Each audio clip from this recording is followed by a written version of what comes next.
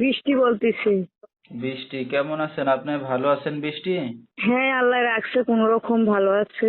মাশাআল্লাহ, কোন রকম ভালো আছেন, আল্লাহর কাছে লাখ লাখ শুকরিয়া। বৃষ্টি, কোথা থেকে বলতেছেন? আপনার দেশের বাড়ি কোথায় বৃষ্টি?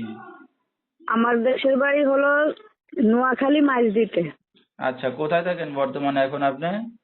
আমি মাইজদিতেই থাকি, বাসা ভাড়া করে থাকি আর কি, ঘর আচ্ছা, ভাড়া কে করে কে থাকি। আছে আপনার ফ্যামিলিতে বৃষ্টি? ফ্যামিলিতে আছে আমার বয়স্ক একটা দাদি আছে, আর আমার একটা ছোট ভাই আর আমি। মানে খুবই অভাবের ফ্যামিলি। আচ্ছা, তো আপনার বাবা মা কোথায় বৃষ্টি? গেলের বাপ মারা গেছে আর আম্মু চলে গেছে, বিয়ে হয়ে গেছে আরেক জায়গায়। আচ্ছা, তো বৃষ্টি কি করেন বর্তমানে এখন আপনি?